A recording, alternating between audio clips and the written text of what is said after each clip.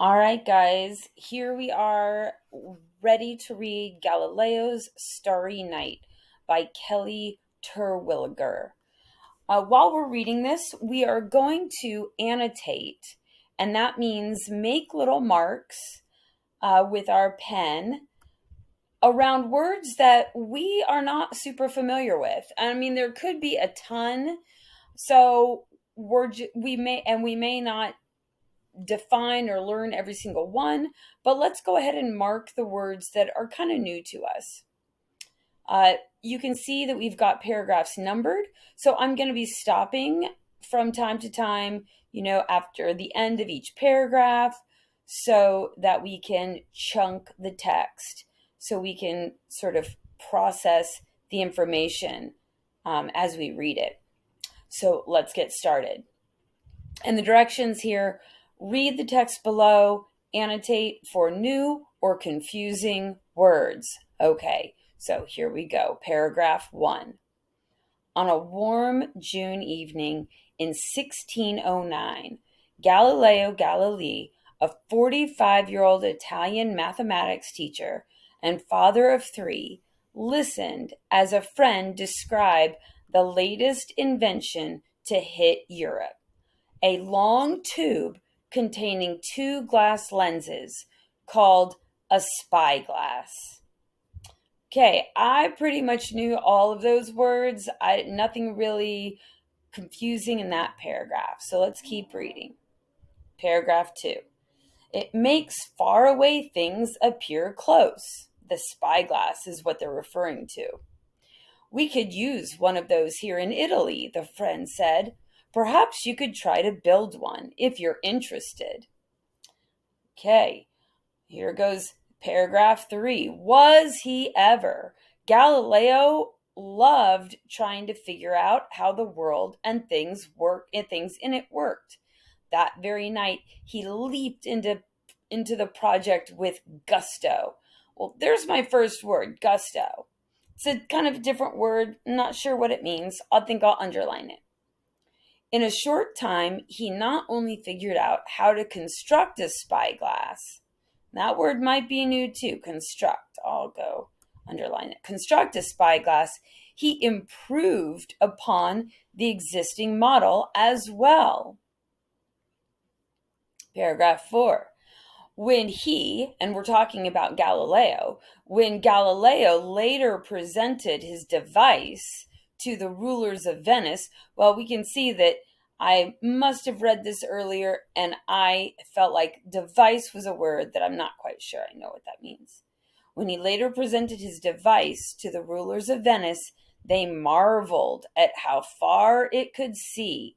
Here's another word, marveled. The spyglass would be quite useful for spotting distant enemies, making it hard for anyone to launch a sneak attack. They've already discovered a use for the spyglass. Let's keep reading.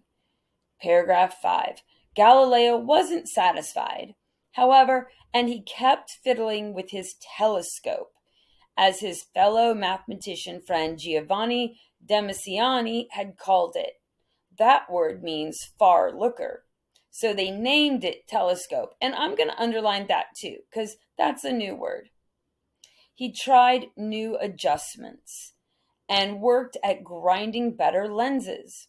Within a few months, he had a telescope that was 3 times more powerful than his first. Oh boy, he's really getting good at making these telescopes. Paragraph 6. By now, autumn had arrived, and evenings darkened early. One night, as the moon rose, Galileo pointed his telescope toward the sky. If it could see far on earth, why not into the heavens as well? Who knew what the moon might look like close up? Wow, he's getting really curious. He wants to see what the moon looks like. Paragraph 7. What Galileo saw astonished him.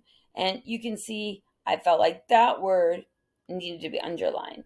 Astonished him. Not sure what that means. The moon was not perfectly smooth, as it appeared to the naked eye. It was a bumpy moon.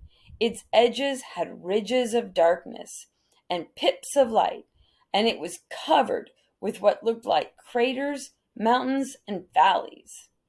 Entranced by these unexpected details, entranced again, not sure what that means. Sometimes we can find the meaning of words in the sentence or words around the sentence, around the or clue words within the sentence, but let's keep reading. By these unexpected details, so Galileo drew picture after picture of what he saw through the telescope. Paragraph 8. A craggy moon wasn't all that he discovered. Galileo could now see that the Milky Way, seemingly a bright cloud across the sky, was in fact made of millions of stars. He also noticed that while fixed stars of constellations looked like twinkling lights, and I'm going to underline that because I know what fixed means, but it's confusing me as to how it's being used in this sentence. The wandering stars or planets seem to be solid spheres, like the moon. And here's another one. I'm going to underline the word spheres. Not sure what a solid sphere is, but it's like the moon. So it might be a circle, or it might be a planet. All right, paragraph 9. All through that December, Galileo peered into the night sky at what had never been seen before. Here's another word, peered. I know what my peer is, but what does peered mean when I'm talking about it in the night sky? Sometimes his hands shook with the cold. The chilled lens of his telescope fogged up whenever he put his eye near the glass, and he had to keep wiping it clear. On January 7th, 1610, Galileo focused his gaze on Jupiter. He noticed, I know focus means something about gaze, and this is another word that I'm going to maybe underline. I'm not sure what gaze, what is his gaze? He noticed 3 bright stars beside it and drew a sketch of them. The next night he looked again. The 3 stars had scooted to new positions. How odd, he thought. The following night, Galileo saw only 2 stars. What was going on? A few nights later, he saw 4. Galileo kept watching and recording his observations until he concluded that these dots were neither stars nor planets. They were little moons circling Jupiter. Gosh, he's discovering so much by looking through his telescope. Paragraph 11. Galileo wrote down his observations. There's another one. Wrote down his observations. Well, he wrote something down, says observations, and thoughts, maybe it's related to what he was thinking, in a book called The Starry Messenger.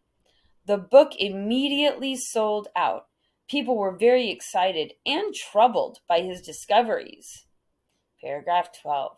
Little moons circling not Earth but Jupiter?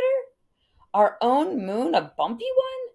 Sightings like these could change how people thought about the universe. Some skeptics, we're going to underline that because not sure what that means, chose not to look through the new telescope. But we know there were people that didn't want to look at the telescope. They really didn't like it. Others refused to believe what they saw. So skeptics might have something to do with others refusing to believe what they saw. And I'm just going to put a box around here because that might have something to do with what the word means. They insisted that Galileo put specks in his telescopes to trick people. Paragraph 13. Feverishly. This is a word that I know what a fever is, but what does it mean to be feverishly? Galileo built more telescopes, hoping to make the truth visible to everyone. But what kind of truth was this? Could you really trust a telescope? And what did it all mean? Paragraph 14. These early telescopes weren't perfect, but what they showed was true enough. The heavens were not flawless. I'm going to underline that one. Nor did they revolve around the earth. Underline revolve, not super familiar with that word, as many believed. Instead, it looked like the many planets, including Earth, revolved around the sun. Paragraph 15. Those who lived in the 1600s were not quite ready for this scientific breakthrough. At the time, many people passionately believed Earth should be at the center of the universe. Galileo was ordered to stop writing about his observations and was imprisoned in his house. He was put on trial, and his books were banned for 200 years. Now, I did not underline any words in this paragraph, but if there are words that you don't know, please underline them, mark them, right? There are some big words in there. Passionately, or let's see, we saw observation, maybe imprisoned, maybe banned, several words. If you are not familiar, you make the mark. Paragraph 16. However, people had already begun to see what they had not been able to see before, and they started to ask questions. While some refused to let go of their old ideas, new and marvelous mysteries and discoveries awaited those who did. All right.